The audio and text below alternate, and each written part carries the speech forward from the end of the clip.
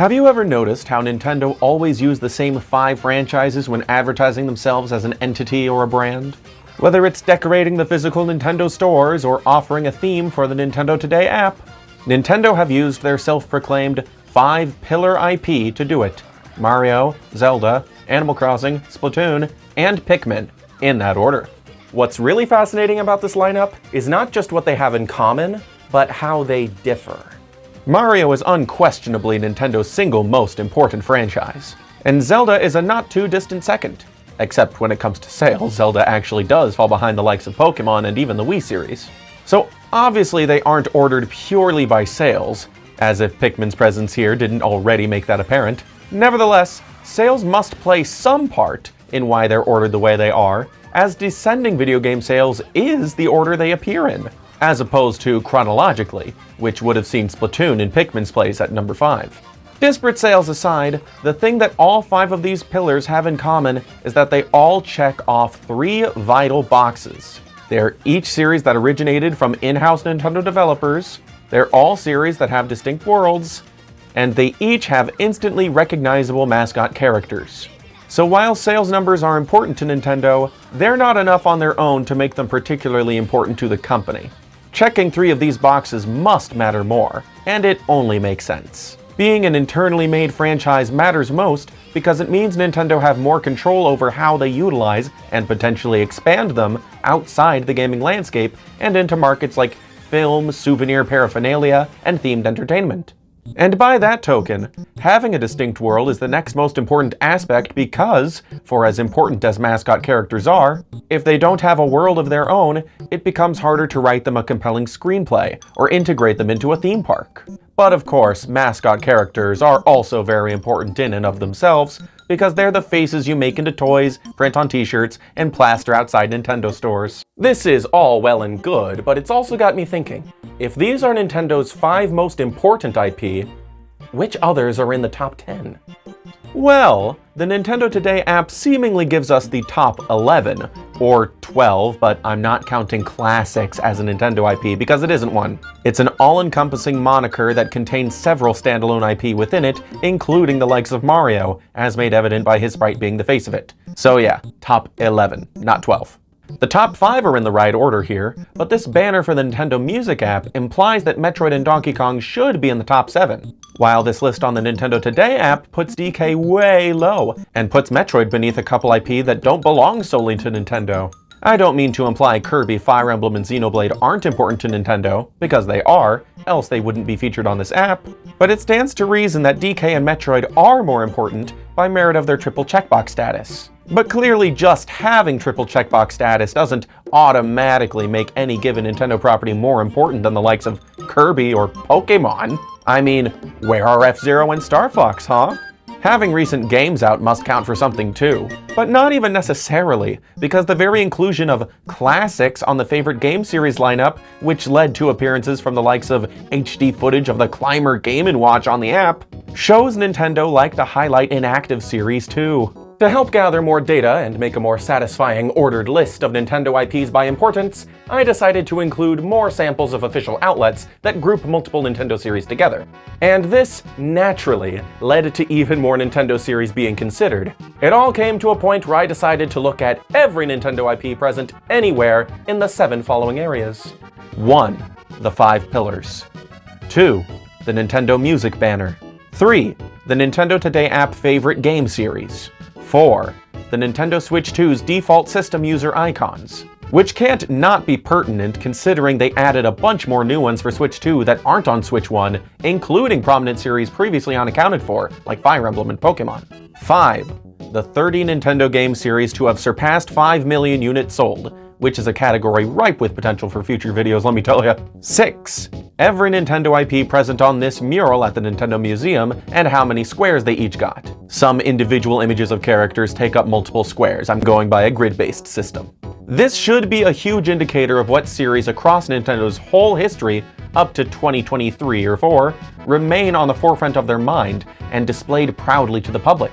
And finally, 7. Which IP fall into the constant or consistent releases tier in my Nintendo IP hierarchy. For those of you who don't know or need a refresher, Constant IPs never go more than 3 years without a new game release. Consistent IP get at least one game per generation and don't go longer than 10 years without new game releases. And every IP's placement on the hierarchy is determined by their last 3 entries. Now, across these 7 sample sources, we find 50 distinct Nintendo IP. I have determined where they stack up in importance relative to one another by first counting how many of these areas they appear in, then seeing how many of the 3 vital checkboxes they fill. If less than 3, worth will be determined by descending order of boxes checked. And finally, if any further tiebreakers need to be made from there, sales numbers will be the final criteria accounted for. Man, why do I find this fun? I shall now take you through my definitive and thoroughly curated list of Nintendo's 50 most important franchises, starting with number 1 and ending with number 50. Ordinarily, these sort of countdowns are done in the opposite order, but come on, everyone knows the Nintendo IP at the top of the heap. If you're here for the long haul, you want to know what series made it to the bottom, or even just the middle of the lineup. So, with no further delay, let's get on with it. Number 1, Mario. A triple box checker who led the charge on the movie and theme park front, Nintendo's number 1 best-selling video game property, a full theme for Nintendo today, a franchise with 45 available user icons in the Switch 2 system settings, not including renders from Yoshi or Captain Toad. The undisputed top of the constant tier with never so much as 1, let alone 3 years without a new game. And 91 squares all to itself on the museum mural, not including renders from spin-off IP that don't include the word Mario in the title. I think it's fair to say this one's pretty dang important to Nintendo. Number 2, The Legend of Zelda. Another triple box checker that is following Mario's lead into Hollywood and already sporting a couple cameos at Epic Universe in Orlando, hopefully indicating future developments on the theme park front.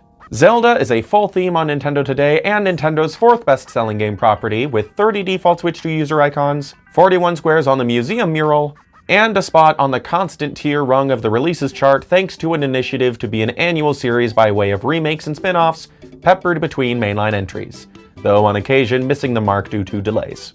Number 3, Animal Crossing. Of course, another triple box checker, as well as Nintendo's 5th best-selling game franchise with a full Nintendo Today theme, 30 default Switch 2 user icons, 19 squares on the museum mural, and a cozy spot on the consistent tier due to getting a mainline release every generation since its inception, plus a couple spin-offs included during the generation it skipped home console. I should also mention, this property is huge in the merchandising world in ways you probably don't even realize. As a puppet maker, I was a frequent Joann's shopper, and Joann's carried loads of different Animal Crossing patterns for felt and sewing materials. It's crazy, right? Joann's filed for bankruptcy though, and they closed this year. Rest in peace, Joann's. We'll miss you forever. Number 4, Splatoon. Nintendo's 3rd most recent triple box checker, 12th best-selling game franchise, and constant tier IP. It has a full theme on Nintendo Today, 30 default Switch 2 user icons, and 23 spots on the museum mural. Not bad for a franchise that didn't exist 10 years ago. I should also mention, I forgot to put this in the script, but there are full-on dedicated Splatoon concerts, guys. Concerts. Not just like Zelda concerts or Kirby concerts where you do orchestral arrangements of songs from the video games. No, like the in-universe Splatoon world has its own idols and bands and stuff, and they appear on stage like Vocaloids and hold concerts for people. Like, Splatoon is huge. Splatoon is huge! Number 5, Pikmin. The little triple box checker that could. Pikmin is only Nintendo's 23rd best-selling IP, yet was given pillar status as well as a full theme on Nintendo Today, 18 default Switch 2 user icons, 15 squares on the museum mural, and a spot on the consistent tier, thanks to plenty of ports to subsequent systems betwixt mainline titles and the odd spin-off or two. Emphasis on odd spin-off or two. It really should come as no surprise why Nintendo are positioning Pikmin as hard as they are despite its niche appeal as a game series. Because as an intellectual property, it is rife with universal appeal, perfect for movies, merchandise, theme parks, restaurant collabs, lifestyle brands, etc. But Nintendo, please, don't sacrifice the ho-scaring vibes of the mainline games in pursuit of courting normies. Pikmin 4 struck a fine enough balance for me, but it still made some questionable choices motivated by wanting to appease new players I wasn't a fan of. Number 6, Metroid. Before Splatoon existed, this was definitely in the top 5. Be on the lookout for Nintendo Land's appearance later on. I have proof, but I digress. While not in the top 5 anymore, Metroid is featured on the Nintendo Music app banner, the Nintendo Today favorite game series list, 6 default user icons for Switch 2, 19 squares on the museum mural, the number 17 spot in Nintendo's best-selling game franchises list, and is on the constant tier of the release hierarchy with 2 Switch titles and an upcoming Switch 2 1-2. 1-2, 1-2, 2-2, 1-1-2. Oh, and of course, it's a triple box checker, and one of Nintendo's most unique ones to boot. Few in-house Nintendo IP are as thematically intense or dramatic as this harrowing sci-fi serial. Number 7. Donkey Kong. While a better seller than Metroid at number 7 on the best-selling franchises list, DK is arguably in one fewer category than Metroid, the Switch 2 user icons. I mean, sure, the one new render of him is at the very top, but he's in the Mario series lineup, and no Donkey Kong original characters other than him make an appearance. Even if we do count his one appearance there, I still feel Metroid makes a stronger case for being number 6, but feel free to disagree with me if you feel you must. DK is also a triple box checker, a consistent tier IP on the releases front, an option on Nintendo Today's favorite game series list, and has 19 squares on the museum mural. Number 8. Kirby. Our first double box checker in the offing, Kirby is a creation of HAL Labs and only partially owned by Nintendo. Kirby's distinct world and mascot characters are no stranger to themed entertainment and television, but typically in ventures outside Nintendo's direct control. The Kirby series appears on Nintendo Today's favorite game series list, the constant tier of the release hierarchy, the best-selling franchises list at number 8, the Switch 2 default user icons with 18 portraits, and the museum mural with 14 squares. Number 9. Fire Emblem. Like Kirby, this isn't a wholly owned Nintendo property, but a joint custody deal with Intelligent Systems. Nevertheless, it appears on Nintendo Today's favorite game series list, the constant tier of the release hierarchy, the number 18 spot on Nintendo's best-selling game franchises list, and on the Nintendo Museum mural twice. Just twice. Better than nothing, I guess. Number 10. Yoshi.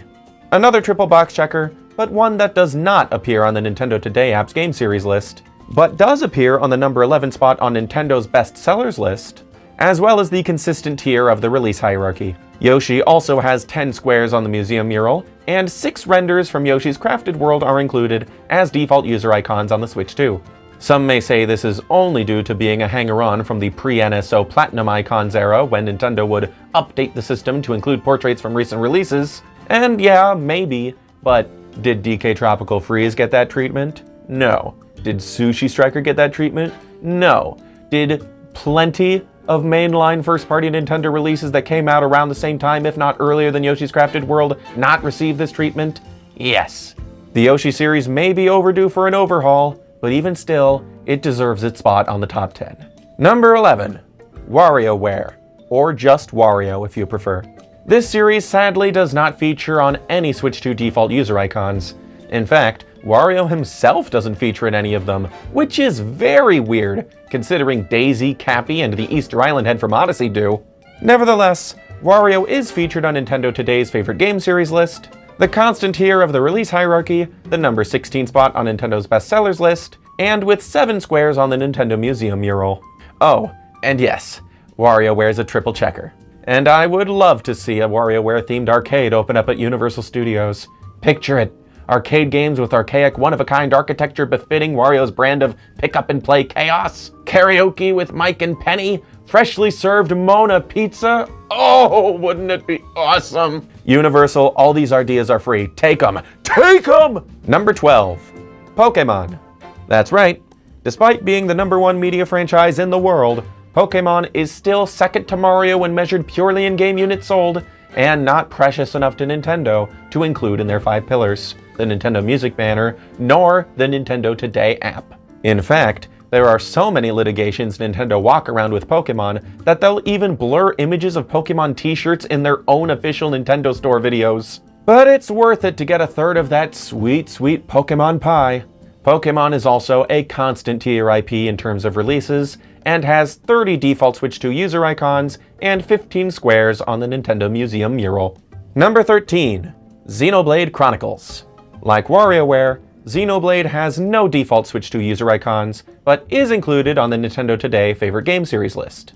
It's Nintendo's 24th best-selling IP, a constant tier franchise, and has 2 squares on the museum mural. Like Fire Emblem, 2 squares is better than no squares. And despite Monolith Soft recently being 100% acquired by Nintendo, this series was not fully Nintendo-owned when it was conceived, so it's only a double box checker. Number 14. Wii/Nintendo Switch Sports. A triple box checker thanks to the introduction of the Sports Mates as mascots. And look, I'm not saying I prefer them over Miis, but Nintendo likely wanted to introduce them or any set of series-specific characters over Miis, because their whole shtick is being caricatures of you, the player, down to eyebrow placement and mouth size.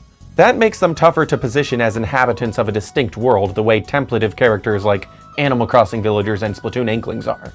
The Wii series is Nintendo's 3rd highest selling IP at 215.44 million, which sounds like cheating considering how many distinct Wii series there are aside from sports. But the sports games alone account for approximately 129.53 million, which lands it well above Animal Crossing and just below Zelda. So there. This series is firmly in the consistent rung of the releases hierarchy, and features 3 squares on the museum mural, 2 Mii renders from Wii Sports and the Wii Fit Trainer if you were curious.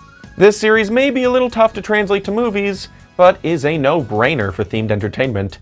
If Nintendo makes Woohoo Island real, why vacation anywhere else? Number 15. Luigi's Mansion.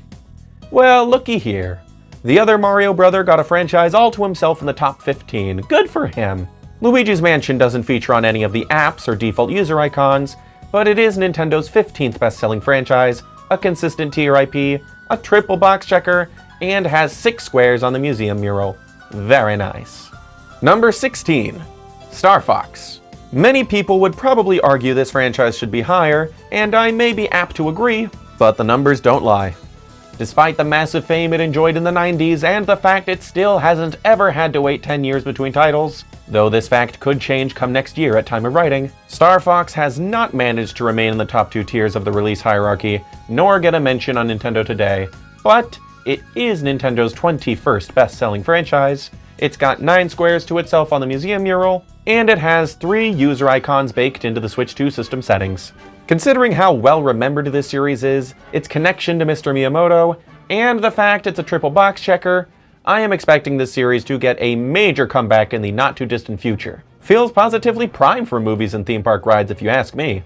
And you know what? Come to think of it, number 16 really isn't all that bad of a placement considering there are 50 franchises on this list and over 200 in Nintendo's history, so yeah, good on Star Fox. Number 17. Dr. Kawashima's Brain Training/Brain Age. Insane, right? There are still plenty of typical adventure-based franchises you remember from Smash Bros. Not accounted for yet, and yet Brain Age is in the top 20. It's only a double box checker, though arguably a single box checker when you consider the fact Dr. Kawashima is a real guy and not a wholly owned Nintendo character, but that wouldn't change its placement on the list either way. But it is also currently Nintendo's 10th best-selling IP, carried hard by the trendy days of the DS. And the good doctor appears on a single square on the Nintendo Museum mural, and if you don't live in Europe you may not realize this, but the game still sits in the consistent rung of the releases tier, with the last entry on Nintendo Switch having been released back in 2019. This series is probably not going to enjoy that position 4 years from now, but until then, congrats on making the top 20, big head man math game. Number 18. Ring Fit Adventure. You know what's more insane than Splatoon becoming a top 5 Nintendo pillar in less than a decade? Ring Fit Adventure becoming a top 20 Nintendo franchise with just 1 game nigh instantaneously. Ring Fit's a triple box checker, has a square on the museum mural, and is currently Nintendo's 19th best-selling franchise. Again, with just 1 game. I am confident that come next generation, this series will be checking a lot more of these gray boxes. By Switch 3, it'll be a consistent tier IP, it'll have default user icons, and if Nintendo add favorite game series to Nintendo Today and make a bigger promo render for Nintendo Music, I'd say Ring Fit's a likely candidate to make it there too. All the way with RFA, baby! Number 19. F-Zero. Yeah! We made it into the top 20! Woo! My ever-loved triple box checking F-Zero is Nintendo's 28th best-selling IP, and has 2 spots on the museum mural. That may not be a whole lot, but it's enough to put it into the top 20. And this is to say nothing of the fact F-099 recently revived the IP from dormancy, and every previous game is now on NSO, including the long-elusive F-Zero GX. Between the current and upcoming console generations, odds are pretty good F-Zero will make it into the consistent releases tier 2. And boy, won't that be the day. Number 20. Captain Toad. Whoa, weird, where'd that come from? Not a consistent tier IP yet, not a bestseller yet, but Captain Toad is included in 6 user icons and 2 museum mural squares. And of course, it's a triple box checker.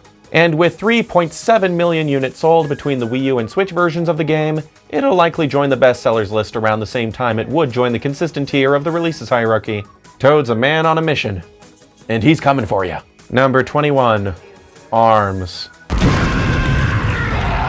We were so close! Despite not being on the consistent tier of the hierarchy or the bestsellers list yet, this triple box checker has a square on the Nintendo Museum mural, and all 15 playable characters are featured as default user icons for Switch 2.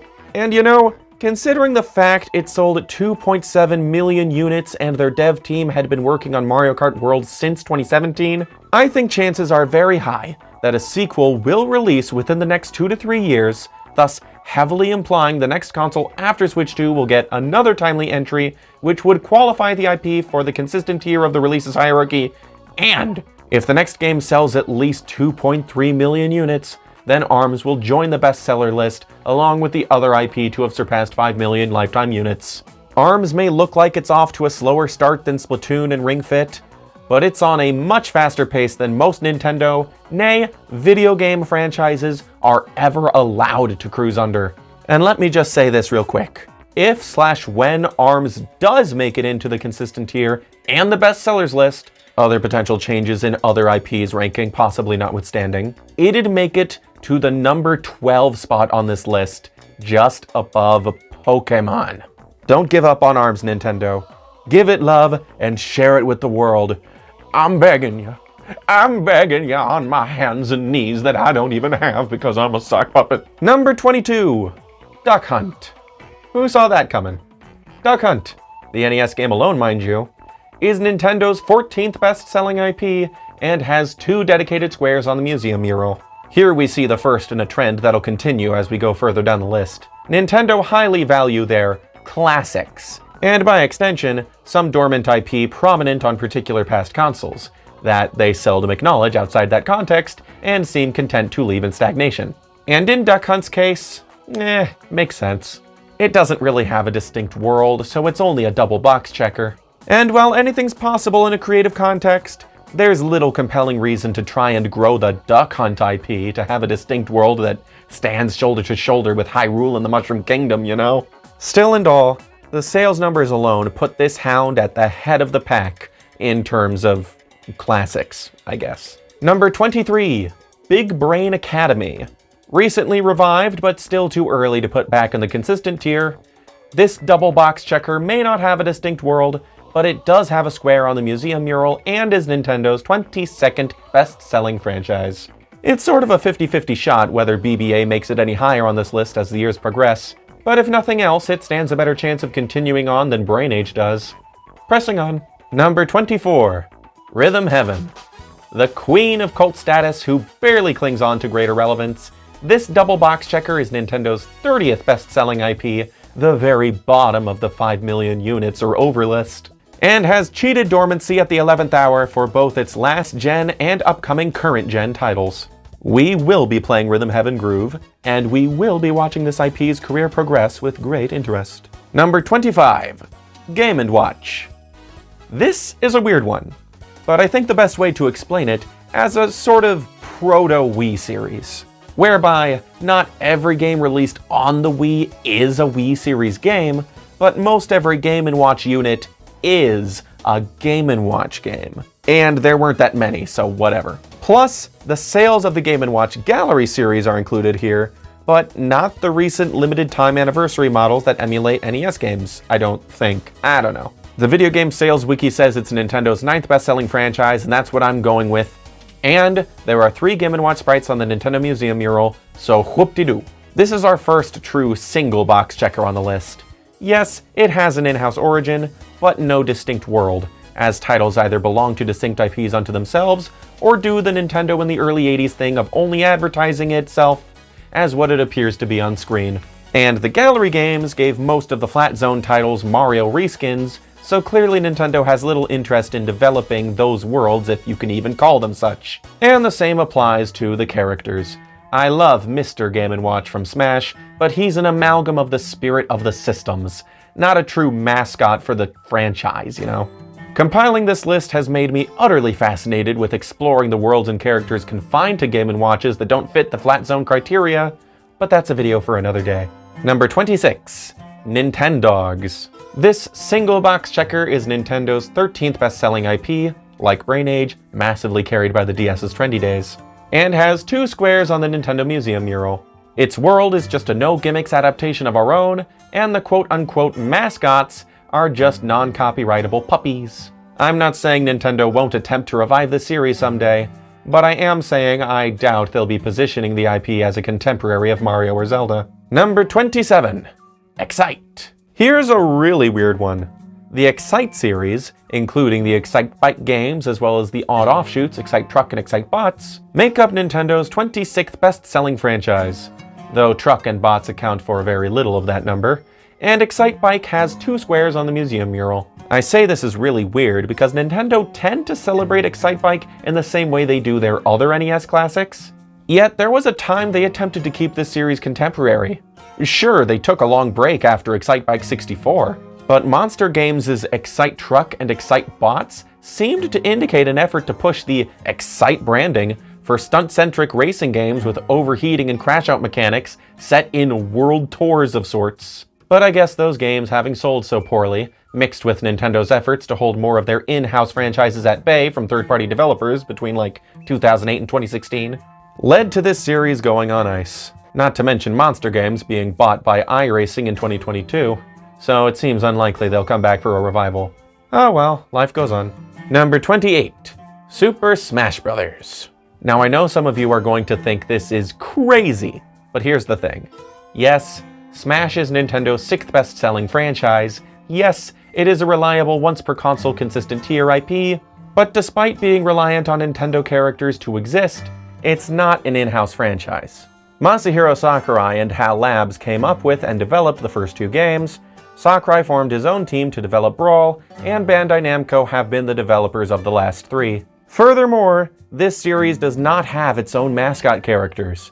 It borrows them from Nintendo's other franchises. It wouldn't make a difference if I compromised on the distinct world checkbox or not, but I'm throwing it that bone anyway because I do think Final Destination, Battlefield, and the general vibe of the world of trophies as introduced in Brawl and echoed in cinematics since, constitute a distinct world that Nintendo could leverage for a movie or themed entertainment. Number 29. Nintendo Land. Now here we see an in-house version of the sort of thing Smash does, and wouldn't you know it, its distinct world is right there in the title, and its very own mascot's character face is incorporated in the logo. There's a front-facing leverageable as a pillar IP right there. Unfortunately, despite its triple box checker status and number 29 placement on Nintendo's best-selling franchise list, Nintendo Land isn't present in any of the other areas. But hey, real quick, look at the Miis on the logo render. Look at this pre-Splatoon, pre-Luigi's Mansion revival character lineup. There are 5 IP present here. Mario, Zelda, Animal Crossing, Pikmin, and Metroid. I told you this was Nintendo's 5th pillar before Splatoon exploded onto the scene. I told you! Number 30. Punch-Out. Here at the top of the Only on the Mural Club with an image of Bald Bull of all characters, Punch-Out made it just below Nintendo Land because it is only 850,000 units away from joining the Bestsellers Club. If we get another Punch-Out revival, it's joining that list and ascending the ranks easily. But until the bell rings, hang tight, Mac baby. Number 31. Kid Icarus. Triple box checker, only got a square on the museum mural, and it's a render from the NES manual too. Ugh. KI is only 1.85 million units away from joining the Bestsellers Club, but either way, it seems like Nintendo internally are all but done with this IP. They let Sakurai helm a revival in 2012, but that sorta led to a new kind of stagnation. where it seems like only he has the opportunity to bring it back and seems uninterested or at least unavailable. C'est la vie. Number 32. Princess Peach. Hey, look at that. Princess Peach herself appears in 5 squares on the museum mural, 4 being dedicated to a render from Mario Wonder, but another being dedicated to a render from Super Princess Peach. And of course, this museum opened before Showtime was announced, or at least released, one of the two if not both. I'm not counting the Switch 2 icons of Peach because they're clearly meant to be for the Super Mario series. That'd be like me including these happy jumping wahoo Luigis as Luigi's Mansion icons, or the Captain Toad icons as Wario's Woods icons. You know, it's a stretch. But of course, the existence of Peach Showtime, the prominence of her character, the generally untapped demographic Nintendo likely wants to draw with her, and the fact between Super and Showtime, the Princess Peach IP is only 2 million units away from joining the bestsellers list, I think it won't be long before our princess is in another castle a little higher on the list, if you catch my meaning. But only time will tell. Number 33. Ice Climber. Checks all 3 boxes, has a museum mural square, is only 3.5 million units away from joining the 5 mil club, is highly unlikely to be acknowledged beyond its NES Classic status. Moving on. Number 34. Shin Onigashima. Hey, it's that guy from the Melee Trophy and that one tune that keeps getting Smash remixes. This triple box checking Japan exclusive Famicom classic has got 2 squares on the museum mural and is only 3.65 million units away from joining the bestsellers club. But you know what's really fascinating about that? The fact that it's not totally unthinkable. The developers of the new Famicom Detective Club games have expressed interest in this series, so who knows? Stranger things have happened. Number 35. Stunt Race FX. Okay, at this point you're messing with us, right? No, not at all. F-Type's clay model render has a square on the museum mural. And while sales numbers aren't precise for this game, we do know it sold at least 1 million in Europe, so it's probably sold well over that worldwide. But either way, it can't be more than 4 million units away from joining the bestsellers club. But you know, despite being an in-house effort with cool mascot characters and a distinct world, Nintendo are iffy about racing games outside Mario Kart. And Mario Kart World even pilfered Stunt Race FX's truck driving. But then again, they did recently give us F-Zero 99 and are set to give us Kirby Air Riders, so I don't know, Nintendo and racing games? Never say never, I guess. All I know for sure is I want to play a version of this game that doesn't chug at 3 frames per second, because aside from that fact, it is really endearing. Number 36. Famicom Detective Club. Is it messed up that we know for sure this series, despite having 2 or arguably 3 contemporary releases, still hasn't surpassed 1 million units sold across its entire lifetime? Or does it just go to show that Nintendo really don't view sales numbers as the final end-all be-all of determining a series continuation, despite what talking heads will tell you? You tell me, I guess. All I know is this triple box checker series has 2 squares on the museum mural. Hooray. Number 37. Wrecking Crew. Yep, this counts as a distinct IP from Mario. The word Mario isn't in the title, so it sells on its own merit so far as I'm concerned, and hardly sells at that, as despite having 2 games, the only thing we know for sure about its sales is they don't add up to 1 million. Still, Foreman Spike's NES sprite has a square on the museum mural, so this triple box checker earned a spot in the top 40. Whoop-de-doo. Revive this series with a playable cast of odd and long-forgotten Mario characters with Waluigi as the lead, you cowards! Number 38. Tingle. Yes, really. Tingle has his own line of Japan-exclusive games. 2 comical top-down RPGs and a Balloon Trip clone. Crazy! The sales are largely unknown, but certainly low. And I wouldn't have even put Tingle on this list were it not for the fact his 1 square on the museum mural is a render from Rosie Rupee Land. So he's left his mark. Just barely, but he's left it. Number 39. Balloon Fight. The poster child of Famicom-era dormant Nintendo IP, there is exactly 1 Balloon Fight square on the museum mural. There's a whole video waiting to get out of my head about how Balloon Fight's been robbed of Nintendo Pillar IP status, and how it deserves a revival. And I've talked about it unscripted both on my Patreon and on the Nintendormant podcast. If you're not subbed to it, amend that when this video's done. It's a treasure trove. But I digress. I knew even before getting all the data points in line for this video that the series was bound to make an appearance. I only wish it stood a better chance at ascending higher in the ranking someday. Oh well. At least it'll always be handy for retro celebrations and cameos in other Nintendo projects. Look, there he is in the Mario movie. Number 40. Tomodachi. Hey ho, and what do you know? Here's our first double box checker of the 6th grade box club. The Tomodachi series, despite only having 2 games so far, with a 3rd on the way, and despite the first game being Japan exclusive, this franchise is Nintendo's 20th best-selling overall. Now, I know some of you may contest the idea that Miis are not mascot characters, but remember what I said back when we were talking about Switch Sports. It's difficult to position Miis as mascots when their express purpose is to be made to look almost identical to anyone. Now, if the Tomodachi series included a guide character or two who are named and mostly unchanging in appearance, I'd be conceding that ground no question. But as it stands, Tomodachi makes for a fabulous game experience, but probably not a multimedia move-going comic reading or park attending experience. Number 41. Earthbound, or Mother. Mr. Saturn and Ness have squares on the museum mural, and the series is only 3.2 million units away from joining the bestsellers club. But Shigesato Itoi has made it clear that he has no intention of continuing this series. It's done. And he's been showing the franchise some love with merch and pop-up stores and stuff in Japan recently, though Nintendo's not directly involved, as this series was not conceived by them in-house, and they act more or less like business partners on matters involving it, like Pokemon or Kirby, only less popular. Thus, lower priority to include in areas like Nintendo Today or Switch 2 system user icons. If you thought this series was more relevant to Nintendo because of the Smash Bros. Appearances, sorry, if anything, that's only proof that Smash Bros., not being an in-house Nintendo project, also is an inaccurate representation of what series are most important to them. Number 42. Snipper Clips. Hey, weird! Another franchise that originated on the Switch. That's the 3rd one here. Crazy. Snip and Clip appear in a square on the Nintendo Museum mural, and Nintendo tend not to disclose sales numbers for digital-only games, so we have no idea how much of a financial incentive there may or may not be to continue this IP. Still and all, it was conceived by British indie developer SFB Games, not in-house at Nintendo. So it's lower priority as it is anyhow. Number 43. Another Code. This double box checker, recently revived from dormancy, conceived by Psy Games, whose main staff have moved over to Arc System Works, has a single square with Ashley's face on it on the Nintendo Museum mural. Neato. Number 44. Daisago Band Brothers, or Jam with the Band, as we know it from its one release localized outside Japan.